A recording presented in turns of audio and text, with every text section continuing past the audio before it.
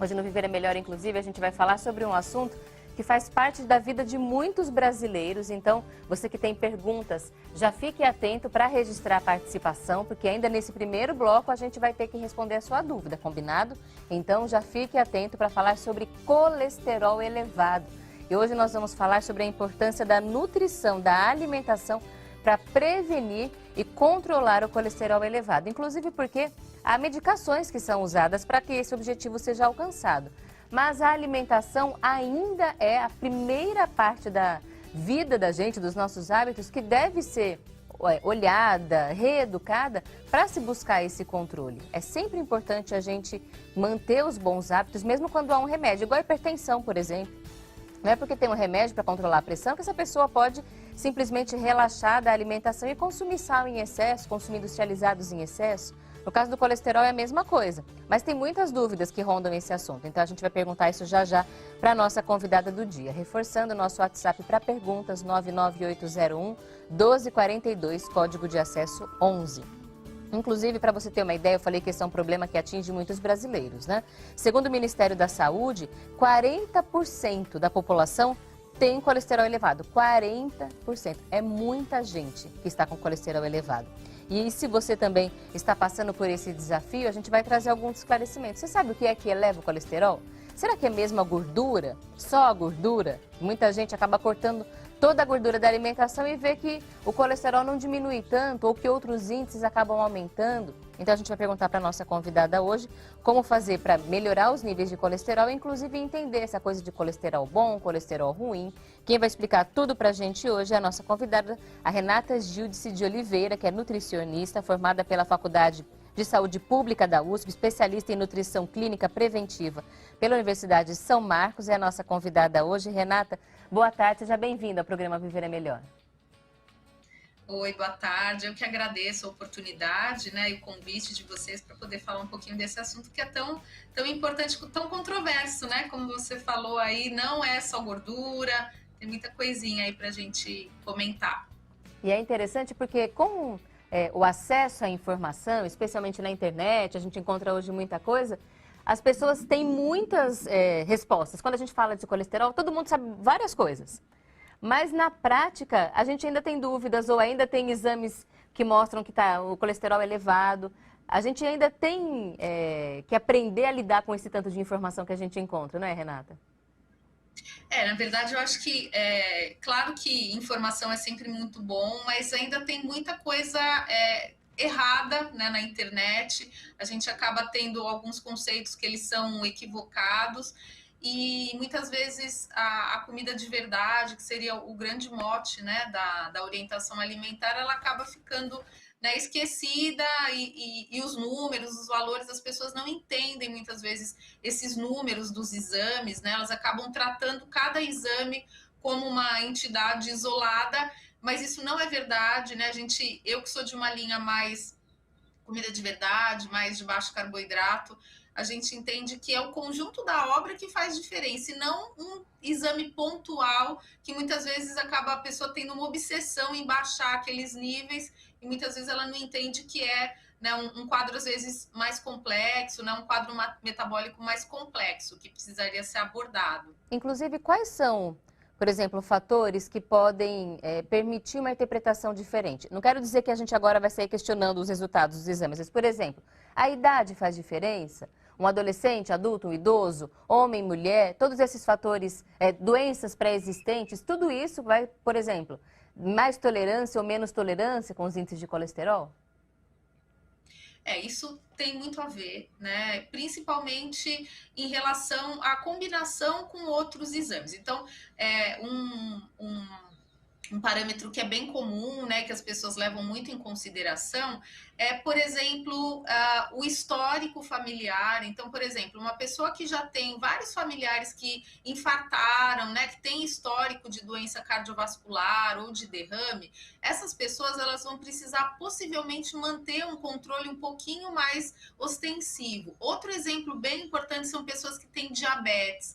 O diabetes, ele aumenta o risco cardiovascular, ele é um fator de risco extra, né? Um fator de risco independente. Então, para o diabético, os valores para colesterol, principalmente para colesterol LDL, eles são mais apertadinhos do que para uma população geral. Mas a gente sempre gosta de lembrar que muito mais do que um valor só de colesterol, a gente leva muito em consideração também os triglicerídeos, também a glicemia, também o valor de insulina, que infelizmente é um exame que muito pouca gente pede, mesmo alguns endocrinologistas não pedem, né? Até para a gente medir o que a gente chama de síndrome metabólica, que é o pacote completo aí de alterações metabólicas. Então, às vezes as pessoas levam muito em consideração o colesterol total ou o colesterol LDL, que é o chamado colesterol ruim, que é até uma coisa meio imprópria, mas enfim, colesterol ruim, e esquecem, por exemplo, triglicerídeos e HDL, que é o colesterol bom. Então, na minha prática, eu considero muito triglicérides e HDL. Então, para uma pessoa que tem o colesterol HDL mais alto, ela não precisaria ter aqueles valores de laboratório, né, do papel do laboratório tão estreitos, né? Então, uma pessoa que pratica atividade física, que é um dos fatores que aumenta o colesterol bom.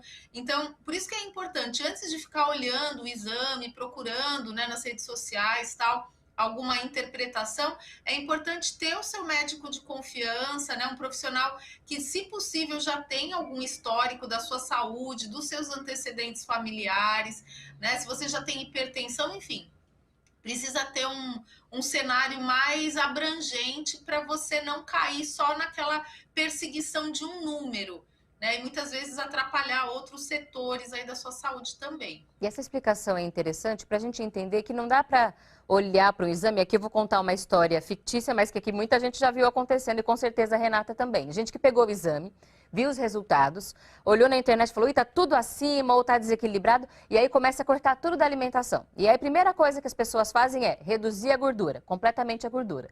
E agora a minha pergunta direta de nutrição, mito ou verdade. É a gordura que aumenta o nosso colesterol, Renata?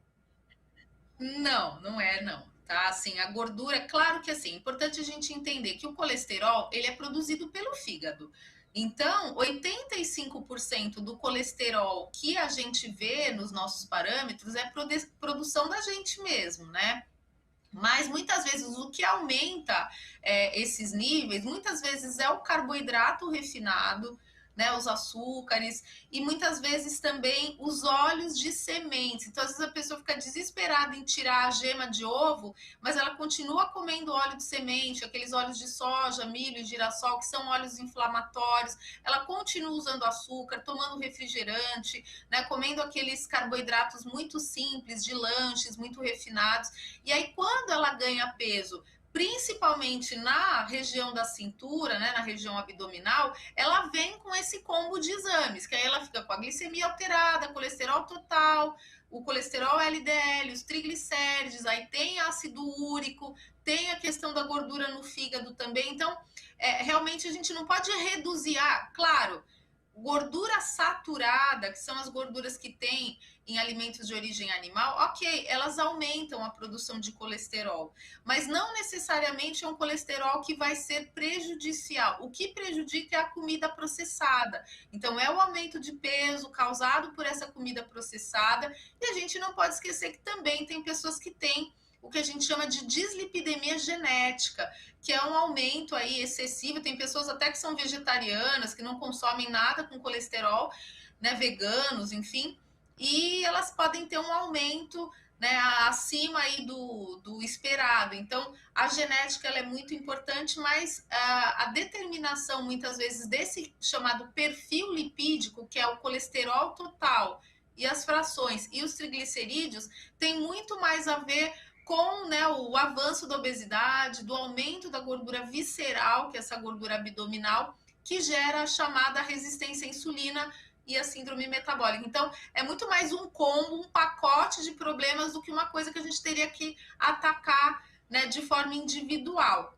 Se eu, por exemplo, pegasse um exame que os meus níveis de colesterol estivessem alterados, eu pensaria então numa alimentação mais voltada a perder peso mesmo, a diminuir excesso de caloria e não a reduzir o colesterol em si. Reduzir o colesterol vai ser uma consequência? Exatamente, porque aí que tá, muita gente quando tenta perder peso e tira a gordura, você acaba tirando alimentos de boa densidade nutricional, né? Alimentos que têm minerais, têm vitaminas, têm proteínas. Então as pessoas hoje, até por uma questão até financeira, né? A gente sabe como tá caro realmente esses alimentos proteicos, muitas vezes a pessoa, quando ela tenta diminuir esses parâmetros, ela passa a comer muito mais carboidrato simples. Então, ela passa a comer mais, sei lá, um biscoito integral, um pão integral. As pessoas têm muito esse mito do integral e não melhoram a densidade da dieta. Então, quando você começa a tirar a gordura de uma forma indiscriminada, você também perde a chance de ingerir vitaminas lipossolúveis, né, que são as vitaminas A, D e K, são vitaminas que têm um potencial antioxidante, que ele é muito importante quando se trata de doença cardiovascular.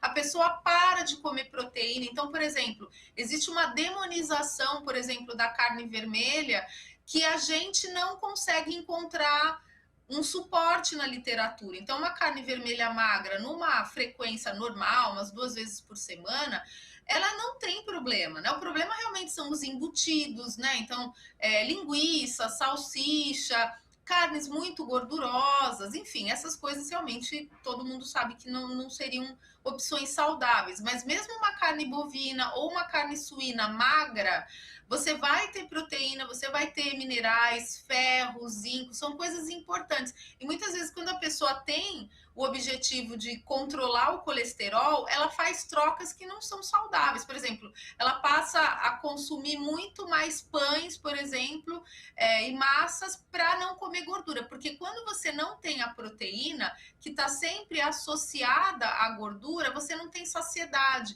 Então, a sua compulsão alimentar aumenta, a sua resistência à insulina aumenta, e aí realmente o seu colesterol vai aumentar também. Né? Você não vai conseguir perder peso, você vai ter um quadro inflamatório mais sistêmico, e aí muitas vezes o médico fala: não conseguiu fazer dieta, vamos entrar com estatina, mas a estratégia foi errada, né? Então a ideia realmente seria manter essa densidade proteica, manter fibras, vegetais, mas não trocar gordura por carboidrato, que isso é uma coisa que costuma não dar certo. E aí o efeito vai ser diminuir o índice, talvez até diminuir um pouquinho, mas vai aumentar outro, que tem a ver com diabetes, inclusive ninguém quer também, porque é outra grande epidemia mundial. Agora, vamos pensar no contrário. O que é que a gente come? Porque você já falou sobre a importância da gordura e tudo mais, mas isso não quer dizer que todo mundo pode ser comendo batata frita todo dia. São coisas diferentes, a gente não pode distorcer a orientação da nutricionista. Sim. Quais são os alimentos que a gente deve preferir, ou que a gente deve incrementar para melhorar o colesterol? Inclusive porque tem gente que tem o colesterol controlado, mas o HDL, que é o colesterol bom, tá baixo. E aí tem que falar assim, o médico falou que eu tenho que comer mais azeite e tudo mais. Precisa manter ele mais elevado mesmo? O que a gente faz para isso? Bom, antes de falar qualquer coisa, eu queria lembrar que a natureza não misturou carboidrato e gordura, tá? Então, a pior combinação possível seria uma batata frita ou um macarrão instantâneo, que é uma massa já pré-frita.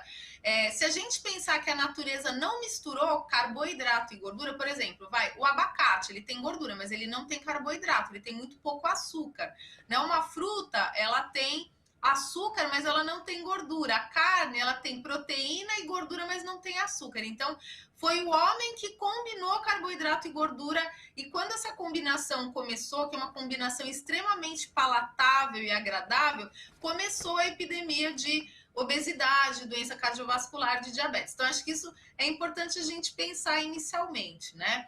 Mas você tem toda a razão quando você fala do HDL, né? O HDL é como se fosse uma nave-mãe que está passando no nosso sangue, captando a sujeira que estaria tentando entupir essas artérias, que seria, de repente, aquele colesterol pequeno e denso, né? Que a gente fala que é aquela LDL oxidada, é uma fração do colesterol doente. Então, quando a pessoa já tem uma artéria mais, né, problemática, né, assim, até por vários fatores, até hipertensão e tal, o acúmulo desse LDL pequeno e denso é o mais perigoso. Então, o HDL, que é essa nave-mãe que passa limpando o sistema, ela tem que sempre estar mais alta. E realmente, primeira coisa, o que aumenta efetivamente o HDL é a atividade física. Então, às vezes as pessoas torcem o nariz quando a gente fala isso, olha, não tem remédio para aumentar HDL. Então, realmente seria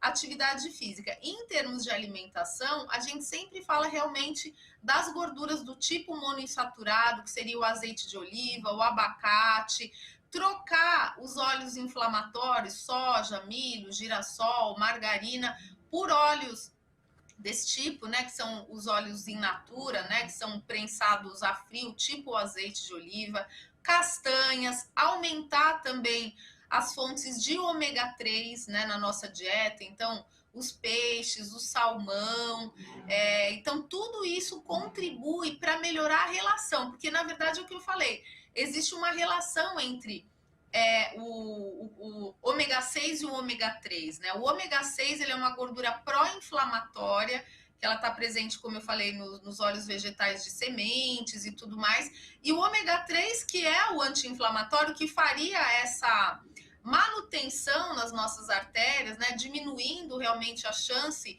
dessa artéria estar com algum machucadinho, vamos dizer assim, né?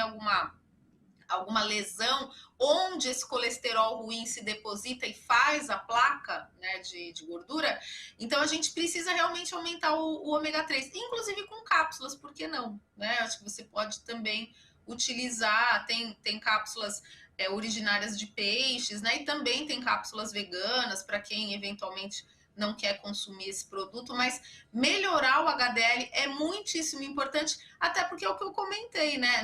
Na minha prática, a linha que eu trabalho trabalha muito com essa questão da relação triglicérides-HDL. Então, quando a gente vê um triglicérides um pouquinho mais alto, né, a gente sabe que o triglicérides ele teria que ser abaixo de 150. Então, de repente, você tem lá um triglicérides um pouquinho mais elevado, mas você também tem um HDL mais elevado, às vezes é melhor do que você ter, sei lá, 130 de triglicérides, que de repente, ai, tá ótimo, e um HDL de, sei lá, 28, que é muito ruim, né? Então, a gente tem que estar realmente fazendo atividade física, aumentando gorduras do tipo monoinsaturado e também o ômega 3 e diminuindo o 6, né? Que é um desafio bem difícil hoje pra gente, né? Com tanta alimentação industrializada. Eu já vi gente relatando que por conta dessas mudanças, de começar a colocar alimentos de gordura boa na alimentação, começaram até a comer um pouco demais. E aí, até em outros tipos, começou a misturar queijos, começou a misturar, comida de verdade, então vamos comer. E começaram a comer muito. E aí foram pessoas que começaram a ganhar peso, que começaram a ter, por exemplo, efeitos como celulite, que não é só um efeito estético, mas celulite mostra também que é um acúmulo de gordura. E aí a minha pergunta é, a gente tem que tomar um cuidado, também tem um limite, por mais que seja um bom alimento, não quer dizer que está liberado também. Com certeza absoluta, né? Isso que você falou é fundamental, porque assim, hoje a gente vê que as pessoas que não são orientadas por um profissional, elas fazem da ciência da nutrição uma coxa de retalhos. Então, eu gosto de queijo, legal, comida de verdade vou comer. Eu gosto, por exemplo, no meu consultório, eu nunca indico para as pessoas cozinharem com banha, por exemplo. Por quê? Porque a gente sabe que a gordura saturada, ela pode disparar uma cascata inflamatória. Tem pessoas que têm aí um perfil genético que é mais responsivo à inflamação. Então, o que a gente recomenda é justamente esse bom senso, né? A gente costuma falar que é gordura sem medo, mas não é gordura sem noção. Então, se a gente pensar na forma como os nossos ancestrais se alimentavam, eles não tinham picanha, né? Então, quando eles abatiam lá um animal, eles consumiam o animal na sua integralidade, né? Eles tinham lá muito músculo esquelético desses animais. E assim, essa questão dos laticínios, né, dos derivados, é uma coisa extremamente recente na história da humanidade. Então, claro, todo mundo gosta, é super palatável, mas quando você está por esse caminho, por essa via da comida de verdade, você tem que lembrar assim, como os nossos ancestrais se alimentavam? Eles consumiam basicamente planta, bicho e ovo, só que não era numa quantidade exorbitante, porque não tinha supermercado, né? Então, ele conseguia abater um animal, ele ia se alimentar por um tempo, mas ele também teria períodos de jejum, né? Não teria aquela enormidade de frutas que a gente tem hoje numa feira, num sacolão, né? Realmente tinha lá uma frutinha silvestre,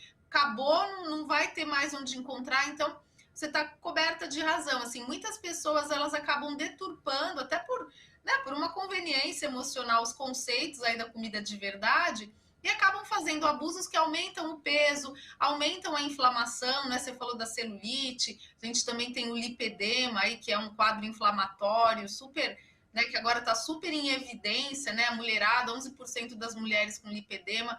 Então, é focar numa low carb mediterrânea, que a gente fala, né? Então, se a gente pudesse priorizar carnes magras, vegetais de baixo amido, como brócolis, couve-flor, repolho, abobrinha, o carboidrato ser uma coisa bem assim in natura, né, como uma batata doce, uma mandioquinha, uma mandioca, evitar farináceos, né, farofa, muito macarrão, que são coisas que em combinação com a gordura, é o que eu falei, é a combinação que a natureza não fez.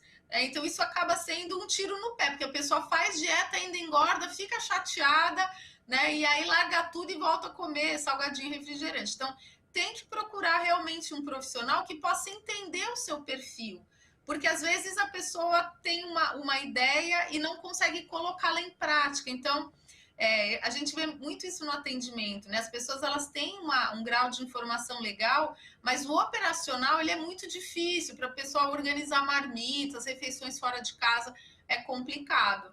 Precisa de orientação. E para concluir a participação da Renata, ela falou ali uma coisa importante. As pessoas fazem, aí ganham peso, aí desanimam e voltam a comer tudo errado. E esse é um outro problema que a gente tem que tentar controlar. É a pressa. A gente quer resolver em um mês o problema que a gente construiu por anos de alimentação desequilibrada muitas vezes. Então não é só, tem que buscar orientação e tem que ter paciência, tem que persistir para conseguir controlar melhor os índices de saúde. Porque acima de tudo a promoção da saúde. A gente agradece a Renata pela participação.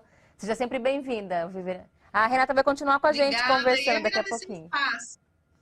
Obrigada. A gente continua conversando, então, aqui no Viver é Melhor sobre a importância de bons hábitos para a saúde, para a alimentação. E se você tiver alguma pergunta, entre em contato com a gente, 99801-1242, código de acesso 11.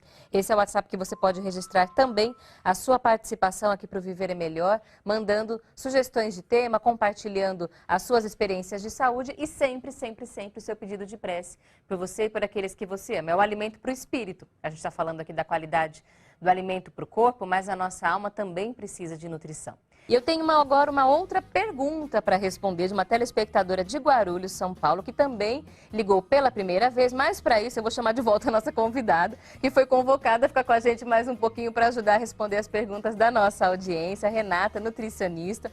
Inclusive, Renata, a pergunta da Aline. Seja sempre bem-vinda, viu, Aline, pela participação. Pela primeira vez mandou pergunta e é sempre uma alegria pra gente ter você aqui. Ela faz a pergunta sobre um assunto que é muito importante, porque está sempre associado a colesterol. Ela conta o seguinte: meu esposo está sempre com o colesterol alto. Ele corre grande risco de infarto?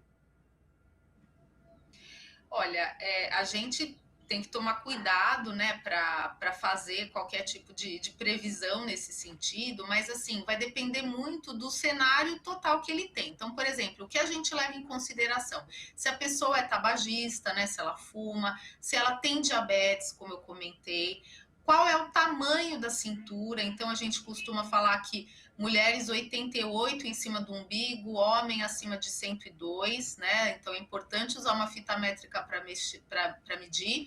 E aqueles valores também de glicemia, de triglicérides. Então, geralmente, quando a pessoa vai ao cardiologista ou endocrinologista, eles usam, né, um tipo de um questionário para avaliar o risco da cardiovascular da pessoa. Então, se ela cumpre algum desses critérios que eu falei, a pontuação vai aumentando.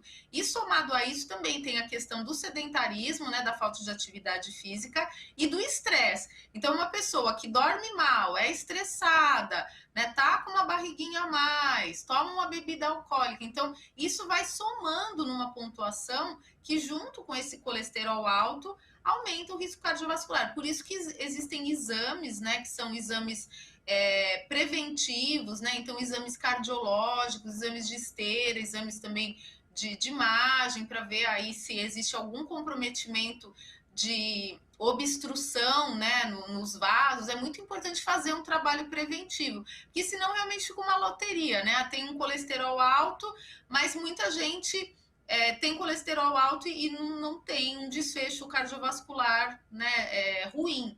Então, é o conjunto desses fatores que precisa ser avaliado pelo menos anualmente por um médico ou cardio ou endócrino, tá? É bem importante. É interessante porque não dá mesmo para a gente avaliar um exame isoladamente, mas também não dá para desprezar nenhum exame. Tem que olhar para o todo, olhar para o histórico da família. Agora, a última pergunta rapidinho aqui de uma mãe que não se identificou, mas ela pergunta: meu filho adolescente de 14 anos deu colesterol elevado no exame, está com colesterol elevado. Devo me preocupar? Com certeza absoluta tem que se preocupar, porque assim, muitas vezes o colesterol ele é um indicador de uma alimentação ruim, né? Então, se o adolescente ele já tem elevação de colesterol numa fase mais precoce, ele pode estar fazendo um processo aterosclerótico, né? Uma obstrução de artéria numa fase muito precoce da vida.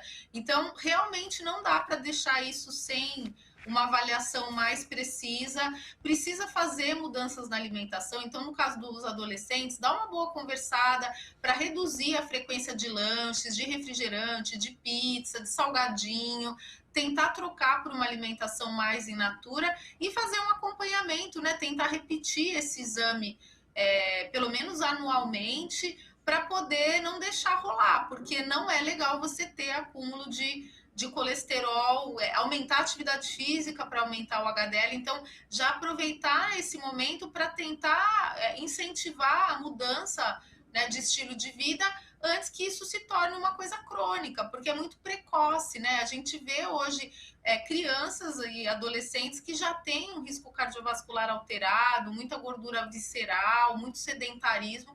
Então, assim, não é para se alarmar, mas é para considerar, né, uma boa conversa, levar num médico para poder ter uma compreensão aí também da responsabilidade, né? Porque o adolescente ele já tem muita autonomia nas escolhas. Então, quando ele está na escola, né, evitar coxinhas, esses lanches muito processados e buscar uma atividade física regular. Precisa cuidar com certeza. Eu fiquei imaginando que talvez venha aquela ideia de, tá em fase de crescimento, vai crescer, vai melhorar, nem sempre. Então tem que manter a atenção, sim. Muito obrigada, nossa telespectadora, pela pergunta e muito obrigada, Renata, por responder as dúvidas da nossa audiência. Seja sempre bem-vinda à programação da Boa Vontade TV, Renata. Camila, eu que agradeço pelo convite, né, pelo espaço que vocês dão para gente, da nutrição, para a gente poder falar um pouquinho. E estou super à disposição se vocês precisarem. Já agradecemos antecipadamente a participação da Renata aqui na nossa programação. Renata Gildice de Oliveira, nutricionista, formada pela Faculdade de Saúde Pública da USP, especialista em nutrição clínica preventiva pela Universidade de São Marcos, falando desse assunto que faz parte da vida de todos nós, mas 40% dos brasileiros com índices para controlar.